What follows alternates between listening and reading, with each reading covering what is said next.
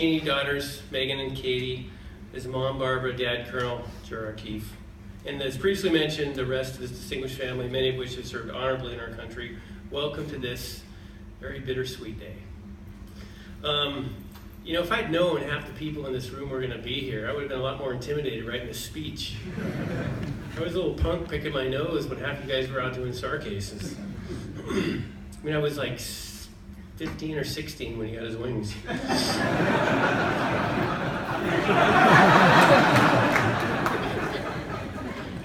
We're here to celebrate 33 years of dedicated service to his country and a most deserving retirement for Captain Jim O'Keefe, a day many Coast Guard men and women have waited for.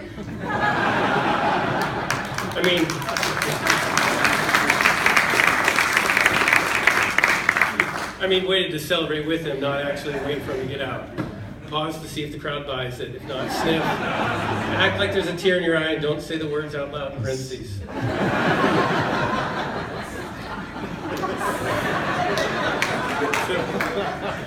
Like, what do I say? I mean, I gotta be funny, right? But then I realized this is O'Keefe's retirement.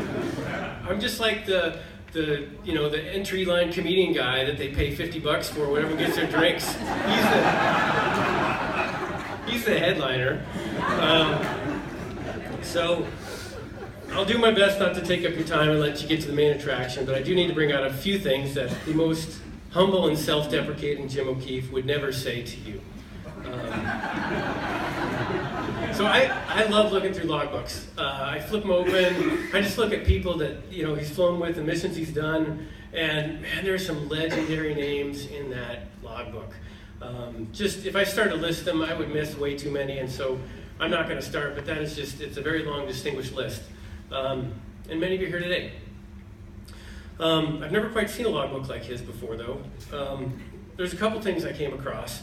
One of the first flights that I saw was with this guy named Sokolzik. So he says to me, there's this instructor at Whiting, Lieutenant Jim O'Keefe. And so I'm looking at his logbook, that's Admiral Sokolzik. And I go, well, so he's a Clearwater's lieutenant, and then Jim O'Keefe shows up as a JG to Clearwater. So this is one of the first flights I come across. Main gearbox change, heavy hover. So I'm reading it, saying, man, this legendary DCA, and he overtorques the crap out of the plane on his first flight. And then I realized it was a maintenance flight. He was actually just doing maintenance on it. So it wasn't my preconceived notion that he wasn't bringing anything to the table. It was just... So then I look at a SAR case, and it's with Tom Main, who's also here today. And the SAR case reads, abort, boat not found, 0.1 total pilot time. And I'm like... 6 minutes? That's your effort to SAR, 6 minutes? And then the handwriting was so bad it actually said, boat found. So sorry, again, good job. You saw this typical O'Keefe-style bio, some of the places he's been, Clearwater. We'll skip that disastrous tour in headquarters, Sitka, the 60 branch, Special Missions branch, and just think how many first tour Coast Guard aviators got their first flight for him and said, that's how I'm supposed to act as a Coast Guard aviator? So I remember when Captain Mike Emerson came in to take over aviation forces, he'd say things I'd never heard a captain say before. Language more inappropriate than Eddie Murphy's Raw. I mean, a tirade of inappropriate comments so egregious a pimp would blush. And then Jim comes back in the office. He's like running in giddy. He's like, did you hear the way the captain said that stuff? You kindred soul. And it's like... So we're at a loss for words. We're finally glad to meet somebody that would make Jim O'Keefe do a clearing turn before they said something. I first saw Jim O'Keefe at the 60 branch while I was in the much more favored H65 branch of awesomeness at ATC Mobile. The 60 branch was known as the It's Friday afternoon, let's go golf and drink beer branch. And Jim led the charge. When I went to Miami, he went to the Special Mission branch, and then I was sent to Purgatory to headquarters in the Office of Aviation Forces in 2005. That fall, there was Katrina. So I realized as a geeky data collector that I am, that we need to make sure we archive all these flights and attribute every flight that we do in support of the rescue efforts of the storm. So I called ATC to make sure that they're using special codes for each flight. So who did I get? Yep, Jim O'Keefe. You think he'd say like, good idea, Joe, or we're on it. Nope. quit bothering us people at the pointy end of the spear. So,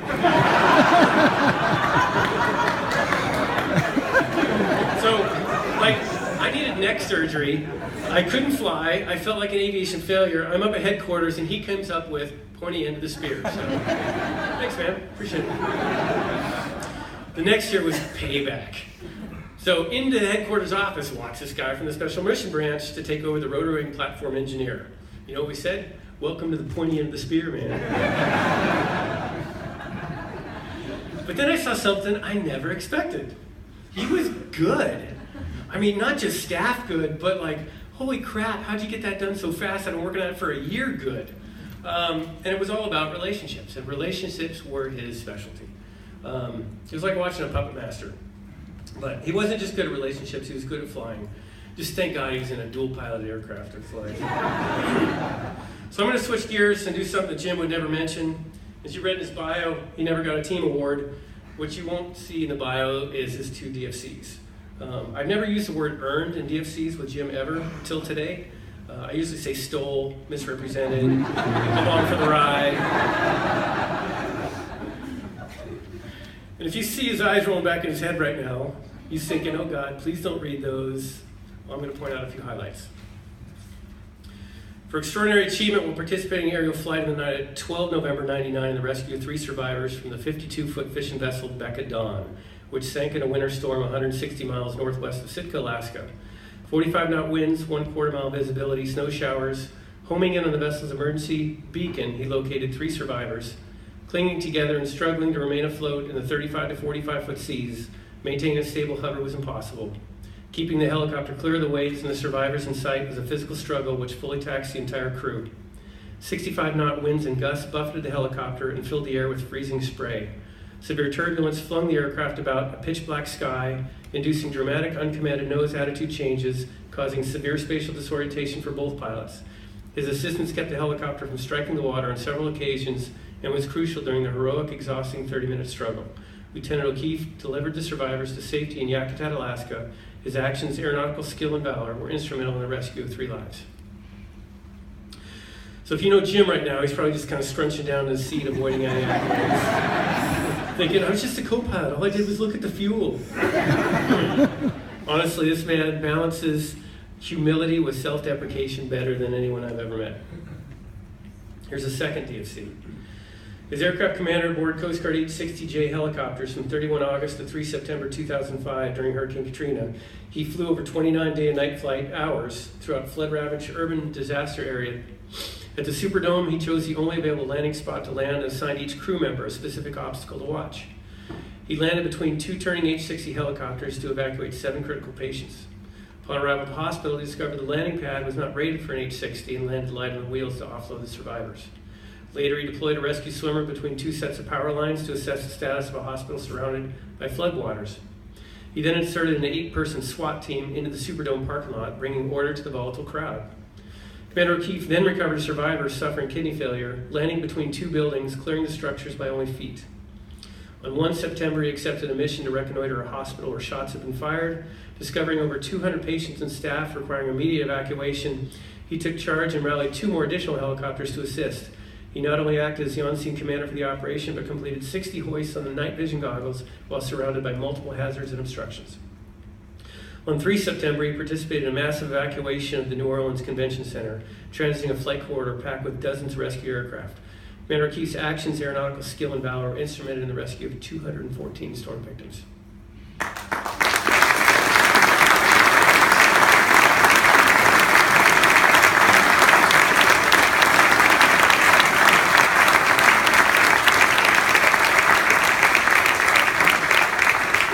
So I really don't care if he's uncomfortable right now.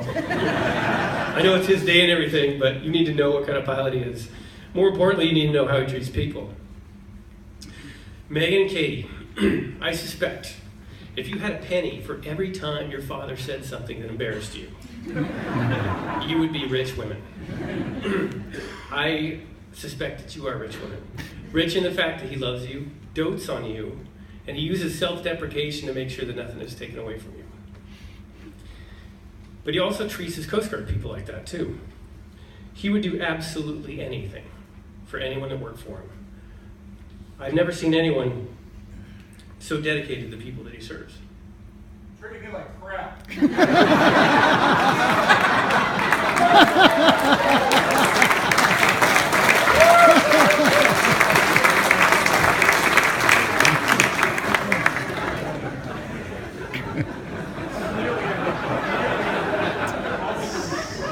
That could have been anyone.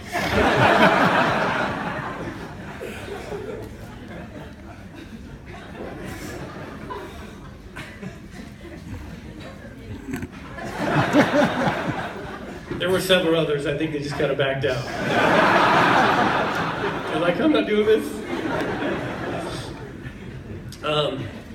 This is a tough day for me because I'm saying farewell to a friend, and honestly one of the most unique people I've ever met in my life.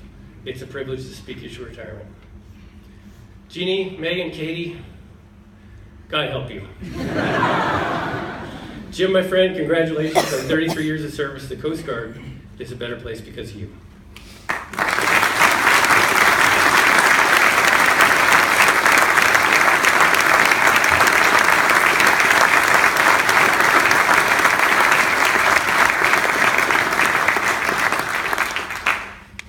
Thank you, Captain. Ladies and gentlemen, at this time, Captain Kimball will present Captain O'Keefe with formal recognition of his outstanding service. Section, attention to citation. Citation to accompany the award of the Meritorious Service Medal Gold Star in lieu of a fourth to Captain James O'Keefe, United States Coast Guard. Captain O'Keefe is cited for superior performance of duty while serving as the Federal Aviation Administration, FAA Liaison Officer in the Unmanned Aircraft Integration Program Office, Washington, D.C. from May 2014 to April 2016. Widely regarded as an authority on aviation policy, Captain O'Keefe assumed a lead role in the presidentially mandated Unmanned Aircraft Systems, UAS, Executive Committee, and was selected to chair a specialized remote operating area working group. In both capacities, he coordinated with multiple agencies, academia, and industry to define flight safety, vehicle, airworthiness, and pilot certification standards. His exhaustive efforts provided the Coast Guard UAS program unparalleled access to both domestic and international airspace. In addition, Captain O'Keefe expanded operations in the Arctic by developing numerous partnerships with government agencies and commercial enterprise, creating 10 coastal launch sites and enabling civil UAS operations from government shore facilities. His initiatives further supported joint agency efforts to comply with the National Defense Authorization and Modernization Act of 2012, accessing more than 65 million square miles of offshore airspace while setting precedent for further global operations. Captain O'Keefe's dedication and devotion to duty are most heartily commended and are in keeping with the highest traditions of the United States Coast Guard. Signed, J.P. Netto, Rear Admiral, U.S. Coast Guard.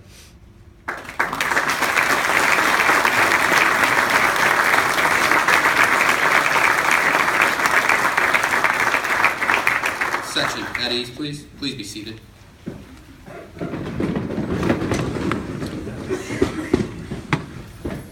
Will Dr. Jean Glossa please join us on stage?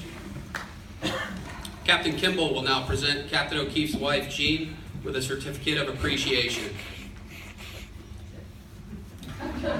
From the United States Coast Guard, to all who shall see these presents, greetings. This is to certify that Dr. Jean Glossa has earned grateful appreciation for her unselfish, faithful, and devoted service during her husband's Coast Guard career. Her unfailing support and understanding helped to make possible her husband's lasting contribution to the nation. Given this first day of July 2016, signed P.F. Sumkum, Junior Admiral, U.S. Coast Guard, Commandant.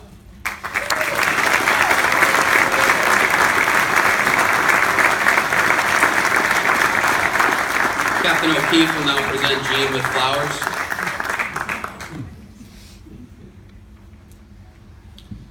At this time, I'd like to invite Captain O'Keefe's daughters, Megan and Katie O'Keefe, to join us on stage.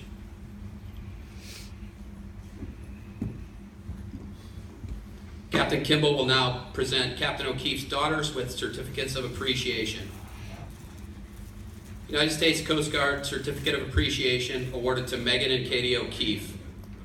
To all who shall see these presents and greetings, it is my pleasure to express the grateful appreciation of the United States Coast Guard to you for enduring frequent separations from your father while he served his country.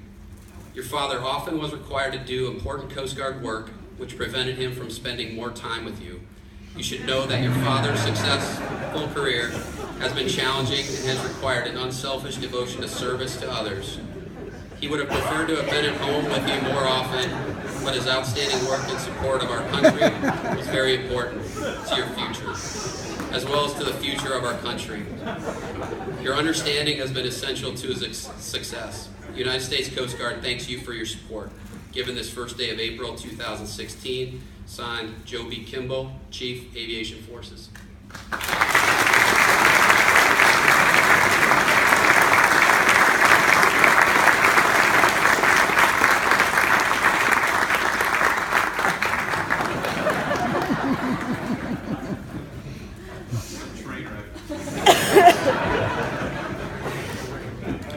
Captain O'Keefe would also like to present his mother, Mrs. Barbara O'Keefe, with flowers.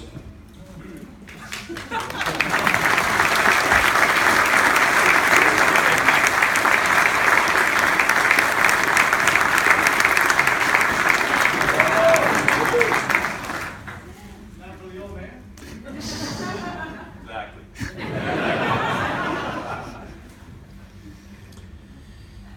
At this time, I'd like to welcome Captain Matt Stanley, Program Manager, Polar Icebreaker Project, to the podium to say a few remarks on behalf of Captain O'Keefe.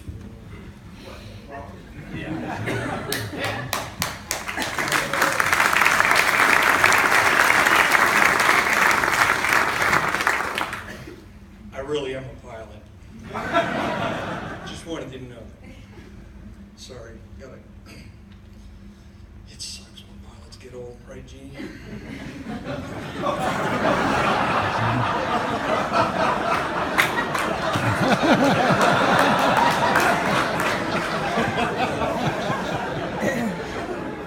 Honestly, this has been a recurring dream of mine. An open microphone and Jim O'Keefe's retirement. And me with so many stories. Did you ever hear about the time that Jim first met the new chaplain at ATC Mobile? I did. Or how about the time that, twice Jim had near career-ending episodes just by using a common telephone? But I'm not here to tell stories. I'm just here to, those will have to wait till the bar, but what I'm here to do is to present a gift to Jim. You see, a little bit of framing to go along with it. Jim and I guess, would be considered by most, 90% of the pilots in this room as old school now. But the reality is that back in the day, when we were young and still trying to, keep ourselves from killing ourselves, I guess, in helicopters, the old school pilots that we knew when we first came into the Navy, Army, and Coast Guard, they'd say things to us like, "What's the first thing you do in an emergency?" And we'd go, "Well, probably the bold-faced emergency procedures." And they go, "No. You look in the mirror. And if you're looking good, you're flying good." You see, it really doesn't have anything to do with skill. It's all about attitude. And Jim is quite fond of quoting some unnamed pilot, probably himself. But he keeps bringing up this quote that, even if he wasn't a pilot, he'd still like to hang out with pilots because he likes the kind of people they are. And that is so true. It's all about attitude. And my friend, Jim O'Keefe, he's a man who has been called out in a book on Coast Guard heroic aviators as a man that walks with a justifiable swagger. You can Google that. But he does, he's got that pilot attitude in spades. And so, Jim, it is my privilege to present you with a gift from your fellow aviators. Wait, hold on. This gift is extremely appropriate because, like Jim, it is no longer needed in a Coast Guard intersection.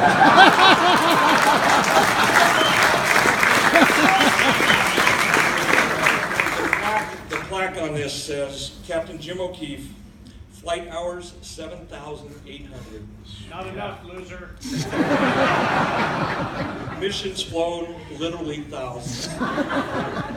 Safely on deck every time. Attitude is everything. And now, Jim, you have your very own attitude indicator. But I will show you that the fail flag is showing in the attitude.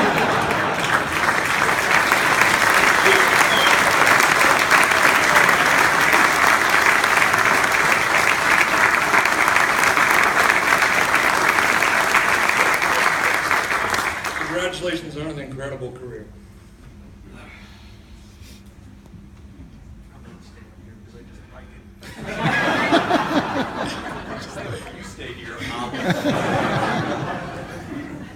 Captain Stanley will now present Captain O'Keefe with his shadow box.